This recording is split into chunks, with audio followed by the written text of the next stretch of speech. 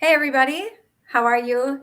We're really excited to come on today. My name is Stacy. I'm the owner and founder of So Connected, and I also have my son, Alex Ostendorf, who is one of my coaches for So Connected.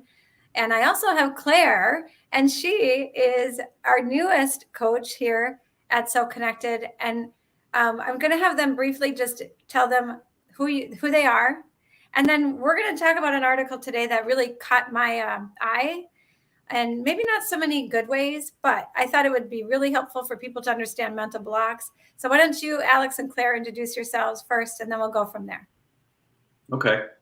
Yeah, I'm Alex Ostendorf. I'm a mental strength coach with So Connected, and I do a little bit of the business stuff as well, and been working with baseball players, like the year-round baseball players, and some hockey, basketball, and volleyball right now.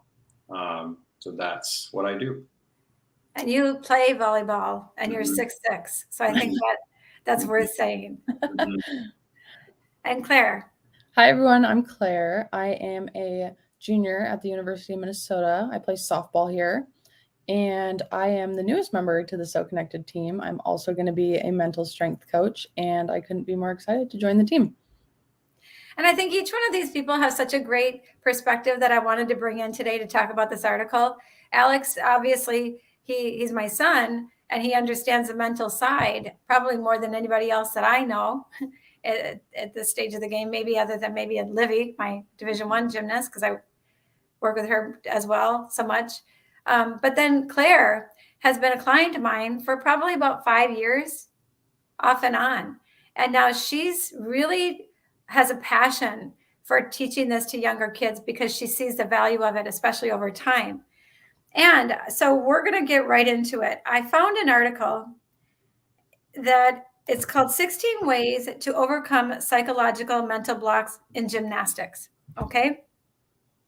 And we're going to just kind of go back and forth to discuss some of these topics here that, quite frankly, I felt like this article coming out in August of 2021 was the latest update. I felt was extremely out of date.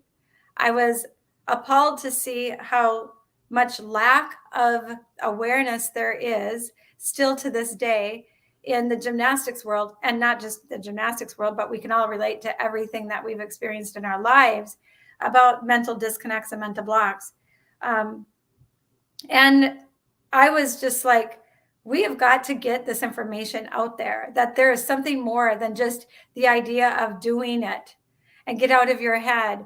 And you did it yesterday, why can't you do it today mentality. And so either one of you, I know I could start out with a first sentence. It says virtually 70% of high level gymnasts have experienced psychological blocking. What do you guys think about that? Go ahead, Claire. Okay. Well, first, right off the bat, there's absolutely no source for that. So that's kind of something that caught my eye. I was like, where did they pull this number from? And so, being a college athlete, I deal with this and see this every single day. You know, again, I don't know where the 70% came from, but to me, I think every single person, whether you're playing sports or not, has dealt with or been going through or went through a mental block. So I think right off the bat, the first sentence, I'm like, all right, here we go. And what is a mental block? I think that's what's got people a little bit not confused, but I think that people generally think that a mental, and the sports psychology world in general basically says that a mental block is simply where a person couldn't do something today that they could do yesterday. Mm-hmm. And it's like, what the hell are they talking about? Like, first of all, a mental block is simply a disconnect between the mind and the body. So if let's say my daughter, who's a gymnast, she came home one day from practice and said, Mom, Sarah asked me to do a back walkover in the high beam and I couldn't do it. And I said to her as her mom, don't worry about it. You'll figure it out. She was like, that is not going to work. Right away, it takes it from the physical part to the mental part. Just like that, because I couldn't do it the way I thought I could. And a mental block is simply when the person tried to do the doings, and we'll talk more about it, but they couldn't do it And then what happens is the mind and body get disconnected. And once there's a disconnect, all kinds of things get between the mind and the body. And that's where you see the symptoms. Exactly. That's what people come to me with. She's lacking confidence. She can't do it. She did it yesterday. I don't know. She does it beautifully when she just does it. The thoughts and ideas that get into our head when a person, can hit well in the cage and they get into a game and they can't hit the ball at all. Those are all symptoms of the problem. That's what people are seeing. And so to me, this article, to state the fact that only 70% of high-level gymnasts have experienced psychological blocking, that's absolutely ridiculous. If you interview 100 gymnasts, I don't care how old they are, they're all, if you say to them, do you have something in your way of you being able to do what you know you can do? Every single one of them will say yes to me. And then they say only a small percentage of these athletes experience blocking to the point that it disrupts their performance. That's exactly That's just kind of another kind of just out there statement. And it's like, if anybody has any kind of mental disconnect, they're performing less than what they can be, so that's stopping them from living and being in their potential. For sure. And even going back to what I said, like, where's the source? Where are they getting this information from? And what is the definition of a small percent? Because you just told me in the paragraph before that 70% of high-level gymnasts experience this, but then only a small percentage of athletes experience blocking to the point where it disrupts their performance. Any mental block is going to disrupt your performance, whether you can see it or not. And yeah, they say, nonetheless, for those who do, the experience is devastating. How many times a day do we meet with athletes that are devastated? Well, how many times do you guys in your mind, like I know in my mind, I'm constantly thinking I'm not good enough. I mean, for God's sakes, I've been living with that my entire life, the idea that I'm not good enough. I was born third girl. My dad wanted a boy. From that moment forward, I believed I wasn't good enough because I wasn't a boy. Yeah, he let you know. And he let me know to the day he died. He let me know. And for me, that is a mental block. That's an idea that is running my life that is not accurate about me. But now I use it as a resource, right? Now I'm like, okay, game on. I'm a girl, but the idea that this doesn't affect people. And I feel like it's not necessarily about negating the article. It's really about saying, what is going on? What is a psychological idea that is controlling me? How do we have a solution? What do we do about it? I think that that's what's important for me and for us as a company, is to really introduce the idea and to really make sure people are aware that there is a solution.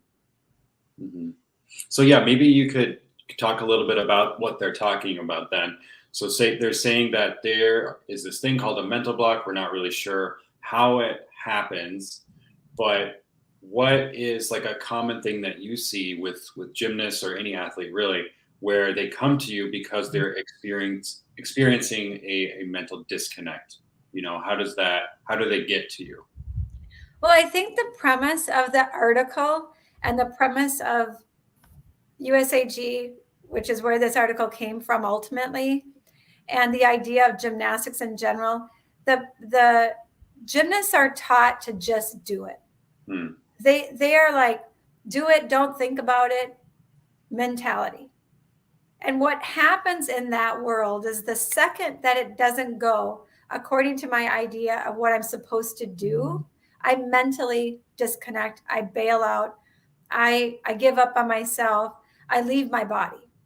And once that happens, then you're disconnected mentally. And then that's when all kinds of things can happen and get me more disconnected. And so it's simple. I have a mom today that I was talking to, and her daughter has, she told me, my mom's in my A circle in a negative way. And I said, how? And she said, well, when I come home from gymnastics, she makes me do 10 round-up back handsprings on the air track. And it's not what happens to us that matters. It's our perception of it that runs our life. So in that daughter's mind, because her mom is telling her to do 10 more run up back handsprings, the daughter is now seeing it that I'm not good enough, so I have to do more. And so that becomes the mentality of that child, and that's running the show. Then her behavior is dictated according to that idea in her head.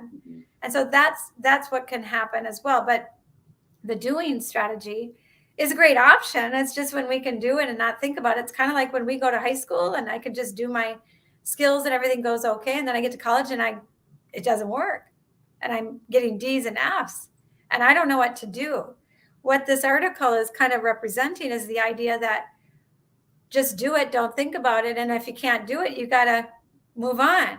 You got to quit the sport. You just don't back tumble. You just da-da-da-da. It's all of that instead of a solution for what to do when the doing strategy doesn't work. And that's what's surprising to me. That's what. So the specific, I was just going to say the specific sentence that you're referencing to the doing strategy is their high intelligence and rapid rate of learning often results in their learning skills without learning the intermediate steps. So that's exactly what Stacey was just talking about, the doing strategy. You learned it at one point, but you didn't really know how you did it. You just did it because you could do it. And then one day you couldn't, and now you don't know what to do. And that's where the mental block comes from. Go ahead. I was just going to say, that's one of the crazy things about doing strategy is no one really thinks about that. Like it's an anomaly in sports that nobody really says. Like, Simone Biles is a great example of that. Like, she was so talented that she could just do it. She could jump the highest, she could spin the most, whatever. She could just do it. And what's great about So Connected is we have a definition for that and a way of, if that doesn't work too, we have more. We have something else as a solution, not just another Band-Aid. And you're right. What So Connected does is it brings awareness to what's happening unconsciously or mentally. And it's giving them the ability to know what to do in any situation, to be able to connect their mind to their body so that they have a way to manage themselves in any situation. And that's you mentioned Simone Biles. I remember watching in the Olympics in 2020. And I remember thinking to myself, the doing strategy didn't work for her on that day. And she didn't have a solution for that. And I thought, why is it there's nobody at the USAG elite level teaching those kids how to manage that, what to do about that? Team USA, anything like nothing. And I was like, I need to do something more because it's not that that's not a major problem for Simone Biles. It just is that she didn't know that she could have given her mind a job to focus on what she needed to do. She had never had to do that before. Olivia, my daughter, came home at 9 years old and couldn't do her back walkover and needed a solution for that mental disconnect, right? Simone Biles is so talented. She never even needed that until the second time in the Olympics. Can you quote that quote again? Because I forgot to include that when I meant to include that in the thing we submitted for the Twins when we're speaking for the Twins in January. And I forgot to add that quote that I wanted to about giving your mind a job to do. Yeah, if you don't give your mind a job to do, it'll create its own job and it won't be helpful. Mm-hmm. So yeah, it's interesting to think about that for a second. Like, I think that's what kind of connects us to what we're trying to get at here. Is like, sometimes like we don't think. We just don't think. And what that allows you to do is to actually think about it, like, what do you want? What do you want to do? And it gives you the power back, which is so nice. Well, people don't know, I hear it all the time. Somebody will say, well, my sports psych person told me to visualize myself doing it. Or, I need to do a big deep breath. And it's not that those things aren't a great idea. Yeah, I just took a deep breath now. It was kind of nice. Exactly. But it's not a solution to a mental block. It's a coping mechanism. It's a coping mechanism. And coping mechanisms are fantastic. But if you've got an athlete that clearly has a thought process, fear, doubt, worry, coach in their A circle negatively affecting them, pressure. If your athlete has those things in their A circle, typically you can't just say, you can't talk yourself out of it. Mm-hmm. If we could just tell people what to do and that worked, we'd all be perfect. Mm-hmm. And that's what was so, for me, it was like, oh my gosh, that it's so unfortunate that we're just trying to tell people what to do and talk them out of this, or slide it under the rug, because that's all we can do. Okay, so what else do you guys got from the article? What kind of triggered for you guys in a way that was a little bit crazy? Well, to go back to your point about the air track and how her mom was in her A circle, I just want to go to the third paragraph where it says, occasionally a clear-cut starting point identifies the origin of this physiological blocking problem. A serious fall, a near catastrophe, or a painful collision may precipitate the blocking. So this whole article is about the fear and how fear is the main cause or the only cause of mental blocking, and that's not true at all. There's so many different causes, just like what Stacy was talking about earlier. That young girl who was doing the gymnastics, like, fear wasn't necessarily in her A circle. It was her mom. Her mom was causing that mental block, or having her mom saying that she needed to have confidence was her mental block. It wasn't necessarily the fear of not being able to do it. And there is that in some cases, but I just want to say that that's what this article is based on. And there are many other mental blocks and many other causes of mental blocks. Well, and I think that what that does, when a coach says to an athlete, well, you're just afraid, don't be afraid. Well, you must be afraid because you're not doing it. Mm-hmm. It really causes more confusion for that athlete than a solution. Because the athlete may be like, God, I didn't think I was afraid. Now I'm afraid. Am I really afraid? I must be afraid because my coach is right, because I trust my coach. Or my mom tells me, I'm not making the effort. You're not doing what you're supposed to do. You're not trying. I just want you to try. You must be lazy then. Then I'm lazy. Yeah, that's where sometimes, in this day and age, we like to label everything. Mm-hmm. We label people. Like, we label human beings. And sometimes what happens is, when we label people, they become it.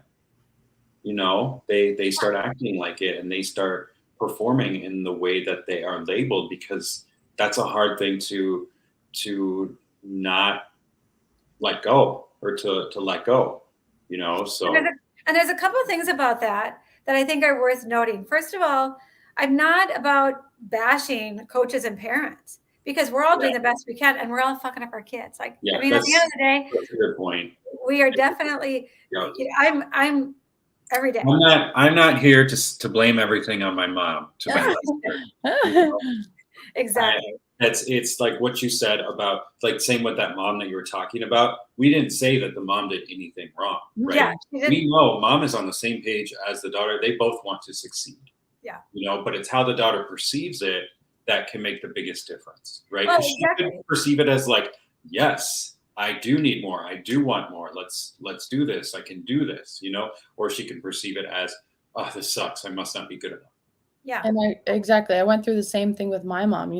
She was on my page. She was all for me, just trying to have the best for me, trying to get me all this, help, and finally found Stacy. But, it was just that disconnect, because what she was saying, I was perceiving a completely different way. And so being able to be on the same page, and again, she was doing nothing wrong, but the way that it was communicated was just not right. So I think that's how you perceived it. Exactly. I think that's a great point, Alex, because I experienced that personally, when really my mom was just trying to help me the whole time, but we just weren't on the same page about how she was saying it and how I was receiving it. Yeah. Our perception is our reality. Mm-hmm. And the other thing about that idea of, parents and coaches, what happens is, if it maybe a simple way to explain this is, if I say to my daughter, Olivia, she's a Division I gymnast, if I say to her, Livy, just be confident, you got it. Mm-hmm. What that does is, it's implying that she's not confident. Mm-hmm. That doesn't mean anything other than, if she thinks that I think she needs to be more confident, she's probably thinking, God, I'm not confident. Rather, I could say, Livy, I saw you really confident on bars yesterday. How are you doing that? We have to get back into the process instead of the result. If we're constantly measuring everything based on if they did a skill, based on the score, based on what they did you do your back walkover today? If we're basing our language and our communication based on results, we're always going to be in their A circle in a way that may not be received in the best way. Yes. And that's what I try to tell parents. I have a great example for that. Is I had a coach, I played football growing up. I inevitably ended up quitting because of the pressure, and I didn't have, my mom hadn't done this work yet. She hadn't got her master's in NLP and all that. So I had a coach that I fumbled the ball when I was running it. And the coach said, don't fumble the ball. And I, like looking at it now, I was like, are you talking to me? Like, oh, is that bad? I didn't know fumbling was bad. I didn't need to fumble. Yeah. But you're like, oh, I was trying to fumble. Yeah. Really? Me, you think? What do you think I'm trying to do? Yeah. Growing like you up, may say throw strikes. Yep, I was just gonna say that. Like growing up, one thing that we've talked about and kind of learned is like there's so much coaching going on for our kids that they're constantly being judged. So they are sensitive. We are sensitive as athletes because we're constantly being judged and we feel that pressure. But could you imagine if that coach would have said, like, how do you want to carry the ball next time? Yeah. And think about if I could have looked at it that like, oh, yeah, how do I want to do that next time so that it can work so that doesn't happen again? Well, like in football, when people are looking at tape, I'm like, oh my God, those kids are just perceiving, just a yeah, oh my God, I fumbled the ball. Okay, now we're looking at that again, and embarrassing. There's nothing. There are coaches that are looking at tape and maybe flipping it around for them. Yeah. I don't know of very many, but we have to give the athlete the ability to learn and have a solution to connect the dots so that they can be empowered with what they're doing to be their best, so that in any situation, they can be in their potential. Yeah. And I think this article kind of demonstrates the idea of, well, we're just going to live with it. And if they can't do it, then we'll just take it out of the routine. If they can't back tumble, we'll just like, oh, well. And it's not that we can't work around that a little bit, but there is a better solution. It's just like, it's so frustrating for me to go, well, so the coach doesn't know, so that's it. And I get a little bit frustrated with the idea that people don't know that there is a better solution. People don't know that they can perform in their potential. It doesn't have to be so difficult. It doesn't have to be a struggle. It doesn't have to be mental. Like I had a mom today, her daughter was struggling. I'm like, why aren't you doing the third session? That's my job is to, she thinks she can get through it. She doesn't want to talk to me until she gets through it. She doesn't want to talk to me until she's worked. That doesn't work. Yeah. That's not how this works. No. There's a difference between a growing pain and blocked and stuck. Yeah. If your athlete is going through a growing pain, that's fine. But if she's stuck and she mentally cannot do something, that's where you have to get back and we have to do a session to get reconnected and to have a way to connect the dots so that this athlete doesn't have that inner A circle holding her back. But then once you do, we had a survey and 74 of our past clients had answered the survey. And when we asked how many sessions did it take for you to see a positive mental shift in you or your athlete, over 95% said after the third session. So, that's just our basic 3-session package the value in that is so huge. Yeah. And I'm pretty particular with my coaches. If we're not shifting mentality in one session, then you're not doing your job.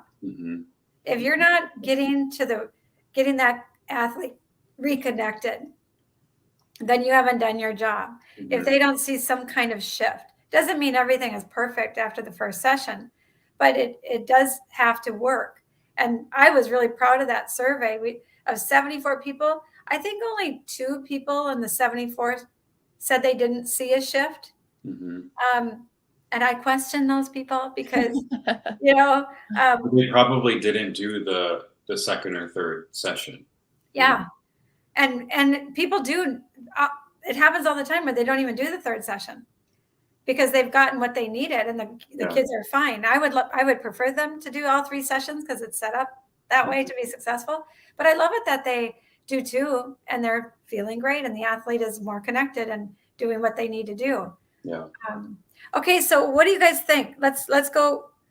Do you have any other thoughts? I know the middle of the article and the end is really talking about, I think, Claire, you mentioned it before about the physical stuff. It's not even mental. They're talking about physical things. Like, did you have anything on that triggered in your mind? Something? Yes. I had a few points about before then, but we can come back to those as well. Sure. You go ahead. Mm-hmm. I was just gonna say, so the second paragraph under the reactions of coaches also follows predictable patterns, and it's talking about frequently the coach will quote unquote back off, giving the gymnast several days or weeks to get away from the problem. When the problem still persists, the confrontational style begins. Begins again. So I thought this was really interesting because I've never experienced this. I've never experienced having a mental block and having a coach or a parent or, family members kind of back off in this way, especially in club ball and especially in college. Like that's not a thing, and in the paragraph before that, it talks about the coach demanding performance, and at this high level, performance is expected. So there will be no backing off. And so I thought it was very interesting that this is talking about high level gymnasts and coaches backing off, because I haven't personally seen that. It doesn't happen. If you're not performing, you're not going to play, or you're not, these things need to be taken care of and they need to be checked in. And that's why we do the work we do, so that athletes have the tools to get through these mental blocks and find the source and remove them, or, learn how to work through it. And so what happens in gymnastics, Claire, is typically when a person can't do something, the coaches will try to be, you got it, you can do it. Or they might say, you can't do it, so we're going to take some time off. Or we're going to have you repeat level 7 again to take the pressure off. Okay, so maybe that's a gymnast thing. It's a gymnast thing, but the problem with that is they're not addressing the mental disconnect. They're moving around it, and it may help the athlete like temporarily, but very rarely does it get rid of the mental block or the limitation that the person is experiencing. So for me, it's more of we have to give them a strategy to connect their mind to their body and then practice through the mental block instead of moving around it. And so if people, they can move around it a little bit, but it doesn't work overall typically. We have to get to the root cause. Yeah, we have to get to the root cause. Because it will come back. It will come exactly. back. And later on in those couple paragraphs, it talks about how, even if you are backing off, if this continues for weeks or months, or even sometimes years, it starts to talk about, and it should never get this far. And that's why we do the strategies we do, because you can take care of it right away. It should never get to months or years, in my opinion. They can come back, like the thoughts or the ideas or whatever's going on can come back, but now you have your own personal recipe for success. Exactly. I have an example too. Yeah. I had a gymnast the other day. She had seen me maybe 2 sessions, and this was maybe the second or maybe the third. And the mom was with her, and we were talking about vault, and the mom said, tell her what happened when you kissed the vault. And the athlete said, well, I was doing a Yurchenko. It's like a round off onto the springboard, a back handspring onto the table. And then she just kind of does a timer. And so back onto her back. And she had never done it before. And this is, the second or third session. So she knew a circle. She knew the doing strategy, learning strategy. And the daughter was like, what? Like, she didn't even remember that she had done that. But she literally kind of chucked it and then kind of went back on the table and kissed the kind of smashed her face on the table. And I said, well, tell me what happened. And she said, oh, well, I had never done it. And the first time I just kind of did the doing strategy, but it didn't work out well. And then I said, well, then what happened? Because I'm always watching for, is it affecting her negatively moving forward? And what happened? She goes, well, then I used the learning strategy. And I thought about what I needed to do because I didn't really use the board. I just kind of did it. And she goes, so I realized that I had to bounce, I had to, snap my feet down and use the board to get back on the table so I could have enough room to do the back handspring part. And I was like, that is amazing because do you know how many kids, if they didn't have those strategies, that would have affected them for the rest of their life? They would have been like, oh my God, I don't want to do that again. I don't want to smash my face on the table. What if I do? What if then I can't do it? It would have just piled on. And she kicked it out. She knew she had to focus on the learning strategy and she did it. And I said to the mom, I go, does that make sense? She goes, well, I just saw that she brought back the problem. And I was like, no, she uses strategies. Do you see how that's preventing things from later happening? And she's like, oh, like, trying to work around it without saying it out loud because I didn't want it to bring it back. But that's the kind of stuff that I'm so proud of. How many things are we preventing by knowing these strategies? Because that's what's really valuable for these kids. And right off of that, you can actually grab this quote that says, right before it goes into the listing of the strategies, it says, Collins, 1999, suggests that blocking might be related to athletes' inability to access the motor program for the desired skill. So right there, your athlete, first time she tried the doing strategy, didn't work. But right then she flipped to the learning strategy and she had the motor skills to perform this, but she didn't know she did. She did the learning strategy and she was able to do it and make that adjustment.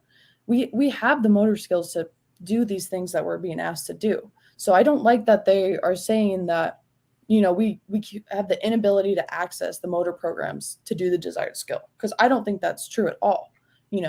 All of these strategies are things we can use, just like in your athlete. The first time it didn't work, she tried something different because she had the strategies and she was able to do it. It has nothing to do with the inability to access the motor program. Well, and what you're saying and what the solution is, just because they're not consciously aware of the steps to do to focus on one thing at a time doesn't mean that it's not available for us to teach them.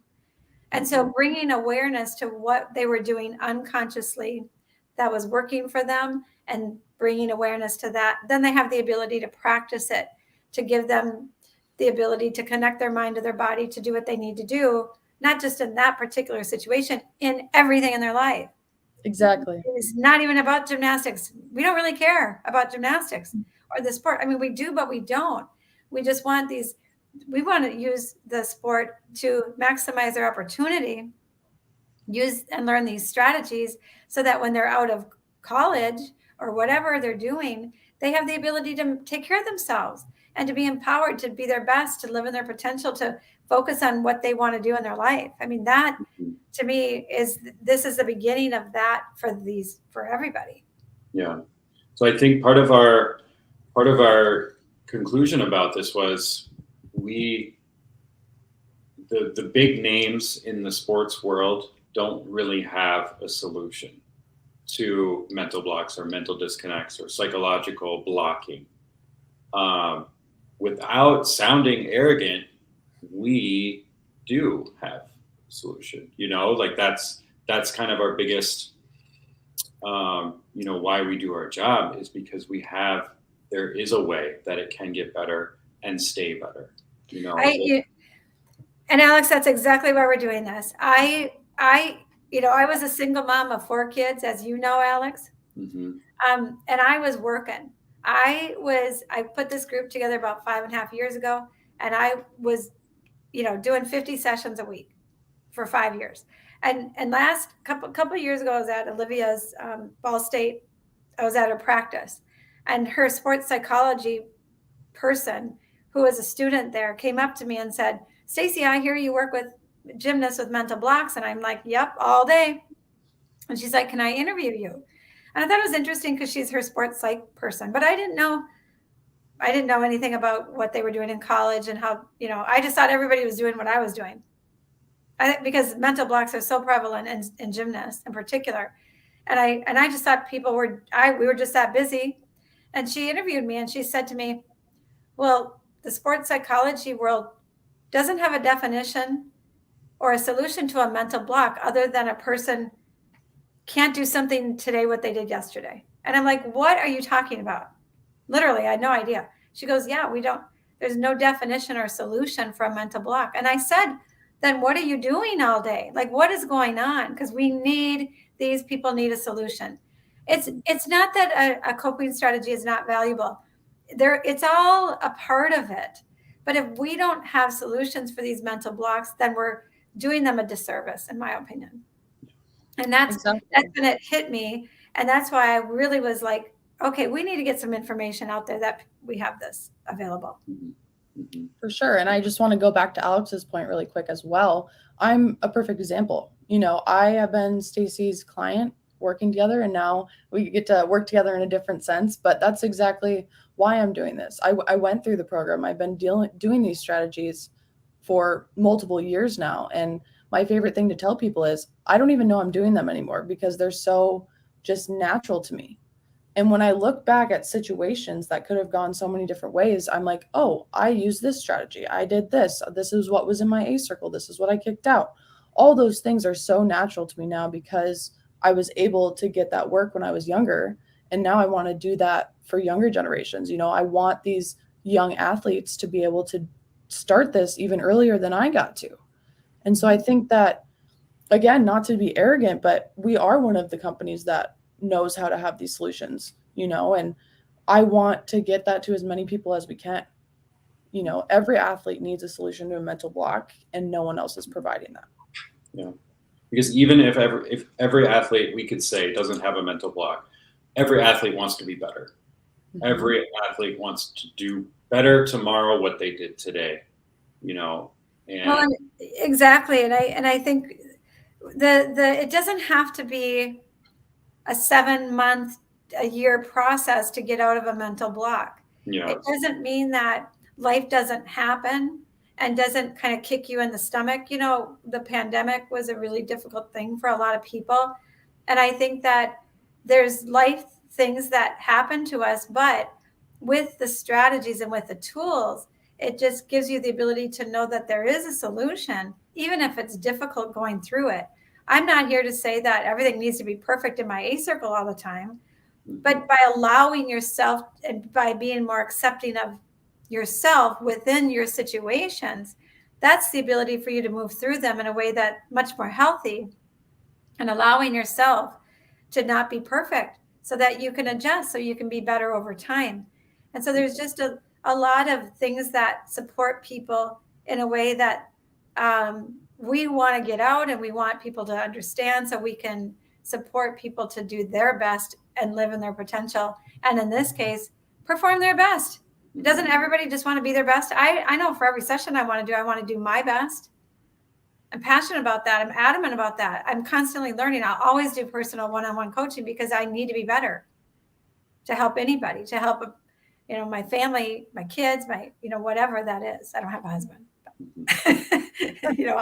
And that's exactly why I'm getting into this work. I'm so passionate about it, and being able to experience firsthand what it has done for me. I want to be able to give that to all the younger softball girls and all the young women and young boys who are starting to get into athletics. I want to be able to give that to them so that they can reach their highest potential. Yeah. And I think people need to know, if they're still paying attention to this, if they're still interested, we offer one-on-one coaching. We offer team coaching. I think right now I've got a great team coaching program where we have coaches that I'm going to work with once a week to really give them an effective and an easy, simple way to help their athletes be mentally strong, by me kind of coaching the coach and then them delivering that to their teams, their organizations. And it's a reasonable, cheap, but a really effective way to get their feet wet and to be able to kind of empower themselves from the inside out instead of trying to do it and getting frustrated and all that. Yeah, these are complicated problems with a simple solution. Yeah. Speaking on the team front, Alex, do you want to maybe mention the stat that you guys got from the first couple months of working with baseball? Because I think that's so important to share. I know, especially with baseball players and softball players, where they identify with the stats. Like they directly identify with the stats. And I love when we talk about this. It makes me all happy. What we brought, we did it was a 7-week course, and we were able, within the first 3 weeks of us, so that was basically like a 3-session package to starting, we brought them from 210 batting average as a team to 285.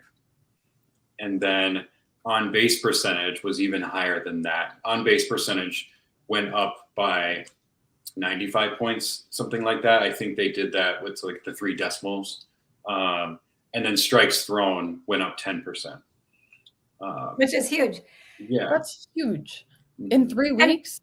That's huge. Yeah, and they did 3 weeks without us. So it wasn't like we started out of nothing. They had 3 weeks, and they were 16 and under. It wasn't like they were 10-year-olds either. They'd been playing a long time. And this program is amazing. They do so many things with these kids. That's such a well-rounded program. I wouldn't work with them if they weren't, amazing. But they do so many things for these kids. And so this was the only piece that they did different. Yeah. And it was incredible. And they went from a little bit unhappy kids to not enjoying themselves to really happy kids enjoying themselves. We went to like their second or third game or something, and we weren't coaching with them yet. We just wanted to see how it was going. And I looked to Mom and I said, why is anybody even here? It was just like nobody's in a good mood. Like, this is a sport. It's supposed to be fun. So that was, for me, the biggest and the best thing was the stats are great, but these are kids and like, these are people. And if we can, like, by the end of it now, their mind has a job to do. When they get up to the plate or those 2 strikes come, they can do something about it. Doesn't get sad or they don't get angry, or if they do, it's okay. It's okay to be angry, And the coaches that we were working with were amazing. And I think that sometimes coaches don't know what this is about. And these guys really were like open and wanted their kids to be better and wanted them they wanted to learn too. And I think that just says something about this program, but that, we're not in it alone. We're all on the same page. And I know coaches have such a hard job and they're doing so many things to help support these kids. And this is just another piece that we can support them to be able to support their kids. And through parents, that's just what this is about. Yeah. Is there anything else on the article that you guys want us to bring up before we close today? Anything clear? So. I know at the end. I know at the end it was kind of like they were just talking about really trying to fix it. But I think we talked a little bit about it, but some of the references they have are from 1985, 1989. The newest reference is from 2006. So it just kind of goes to show what's out there for mental disconnect, mental blocks, and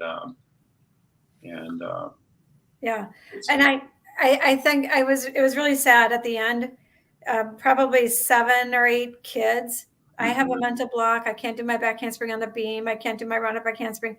If your athlete is having a struggle with anything, whatever sport that is or whatever, it could be anxiety in school, anything like that. If you guys I always do a free phone consultation. I'm talking to people all day long about some of the things that they're experiencing. I don't claim to be a good fit for every single person. But if you have any questions or you want to talk to one of us about it, that's what we're doing, to give you some information, to give us some history so we can see if it's a good fit for you guys and what we can do to support your athletes. And so we're always available for that. And I think it's important for people to know. Yeah. The last thing I want to say is that quote, give your mind a job to do so it doesn't create one on its own that might be unhelpful. Yeah, that's Alex's favorite quote. What's your favorite one, Claire? Putting me on the spot. I'm trying to think. You know, I can't think of a favorite quote, but I just keep coming back to how natural all these skills are for me. You know, whenever someone asks me about, you know, what am I doing or what is this company about, I just keep telling them about the strategies and how I do them without thinking and how they have benefited my everyday life, not only in my sport, but in school, in my relationships, in, you know, self-care. Every single part of my life has benefited from these skills, and I don't even have to think about them. You know, I don't walk around the house saying, oh, I'm doing the doing strategy, I'm doing a circle. Like, I don't do that. But looking back, and when I talked to Stacy and Alex, I'm like, oh, I was doing this and I wasn't even thinking about it. So I just want to keep emphasizing how important these skills are to me and how natural they've become and how much they've enhanced my life in and out of sport. And Claire, you failed to mention that you created the intentional word of the day in my book. I did do that. Yeah, that's a huge part of my mental strength coaching journal for athletes, book 1 and 2. It's giving your mind a job to do. So it doesn't create. Actually, I know I was gonna say I was writing in mine the other day. Oh, funny. Yeah, exactly. She created intentional word of the day. She told me that she used it with her team one day in session. I said, can I use that for my books? And so there it is. It's in the book. And you know, you guys are right. And I just want to sign up by saying thanks to you guys. We're going to do this often. We're going to do it every week. If you guys have a controversial thing that's going on, if there's an article that you have a question about, if you have something that you want us to discuss, anything about mental strength, mental disconnects, mental blocks, I can think of 5 topics that we're going to do. That's what this is going to be about. And so we invite people to come on and, you know, ask us questions or, you know, fight with us about it. I don't know, whatever. We want to do this. For sure. Please send any questions, share any articles you want us to go over. We'd love to do this again. So for sure. We'll do it weekly. And thanks you guys for being with me. And we'll see you guys next time. Have a great day. Bye.